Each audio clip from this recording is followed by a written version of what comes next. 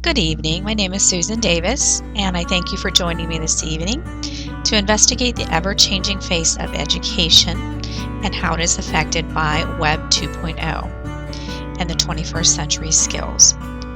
More so than in any other historical period, students and teachers have the ability to access more information through a click of a mouse than they've ever been able to reach through a traditional classroom. But accessing that information is not what it's all about. It's not enough, because in order to learn, teachers and students need to make sense of this astronomical amount of information that they can reach and using it purposefully for their life. Teachers and students working together can and will result in a better world. So how do we go about doing this? Well, you may, as a teacher or as a parent, say, I'm not really ready for this. Well, it's not a choice any longer, because our children are, in fact, already engaged in this type of technology and learning philosophy. So the image shown of these beautiful children, it needs to be the reality of the majority of our schools rather than the minority. In order to achieve this goal, everyone, including parents, teachers, politicians, and global citizens, need to understand the differences between what is Web 1.0 and Web 2.0 tools.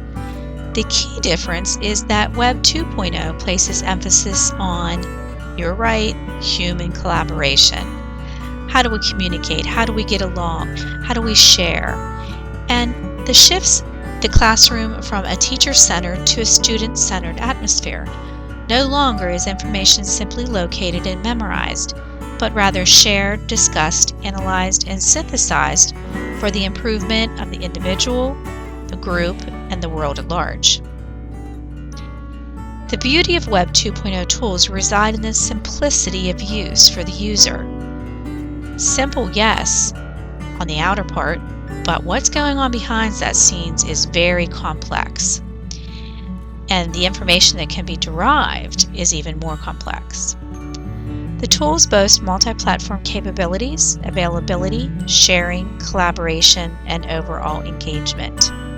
Those are the skill sets of the 21st century. So how do we make this all happen?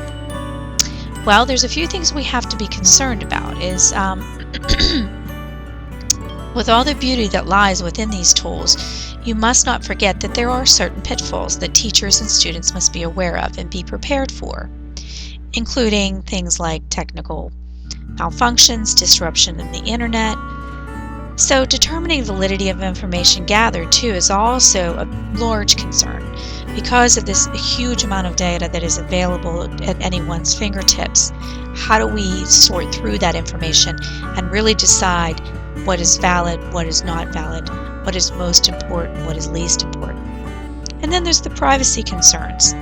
All this information that can be obtained and shared, we have to be very careful about how we share that information. So teachers and students have certain moral and legal obligations and must be educated and held accountable to those standards.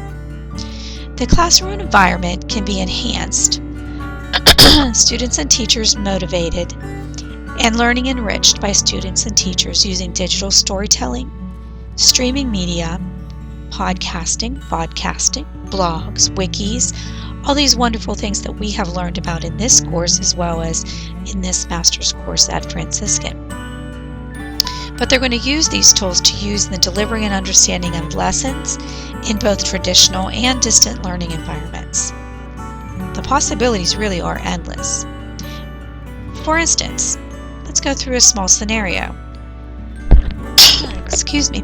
Within a language arts class, teachers can use digital storytelling to present lessons, but can advance this learning further by providing their students with the opportunity to enjoy creating their own digital story, whereby they're called upon not only to memorize things but to really dive into their creativity while building important communication and language skills. So as they're going through something that they really enjoy, they're learning basic grammar, sentence structure, things of that nature that often seem mundane to the student when is sitting in a classroom and listening to a lecture. Streaming media can be used by the teacher to present information on a particular topic.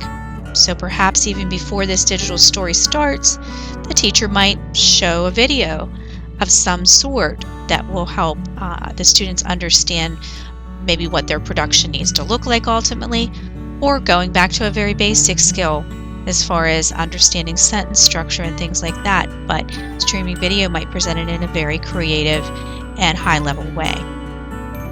Also, they can use the streaming media to research information to maybe include in their story. Podcasts, too, are a great way for teachers to provide oral learning experiences. And really, through all of these tools, what we're really focusing on are all the different learning styles and senses that people use to learn. Visual, audio, oral, and even kinesthetic. So, providing these oral learning experiences, however, can also be given to the flip side to the student, where they can creatively present research findings and book reports rather through a typed report. They can create a podcast and share their wonderful views and voice and their voice inflection and expression. They can create their own radio show. How about that? So how could I get all these ideas for a radio show? Well, got to bounce some ideas off one another. How about a wiki, where students collaborate about a topic and then present this information through their very own podcast? Or taking it even a step further, how about seeing themselves on a video? So they make a vodcast. So they take that information, they add video and graphics. Music, it's so very exciting for them. All the things that they really enjoy. Music, taking pictures of themselves, and being creative, artistic, all those things.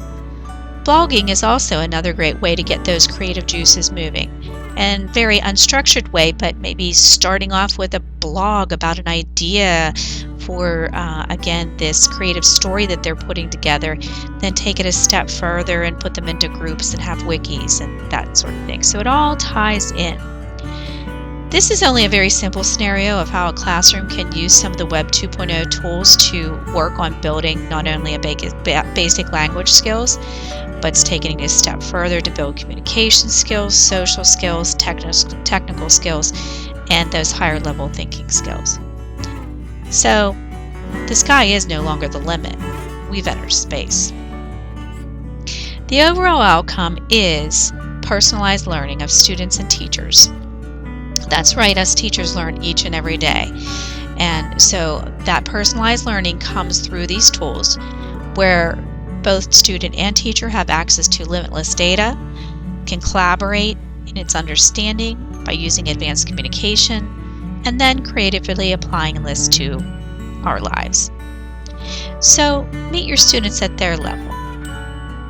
You want to embrace the change, engage your students, and prepare them for the future. As you watch them walk across that stage, you know that they possess the skills to navigate this complex and ever-changing world. They have those things that will allow them to move into post-secondary life and understand how to do a research paper by gathering information from various sources on the internet. Know creative ways to present that information to their student body, their professors, and people across the globe. That's the beautiful thing of Web 2.0 is we're no longer presenting just to a teacher, to a classmate, but we're presenting to the world. And we have so many ways to do that can enrich not only our lives in our local community, but the lives of those in other countries. And likewise, we have the ability to learn from them, because through these tools and through the knowledge that we can impart as teachers to these students, and the students can impart to us, we can access information that other people have produced throughout the world. with just a click of a button. So as I said, the sky is no longer the limit. We have entered space, cyberspace. So let's get busy. Hope you enjoyed this presentation and have a good evening.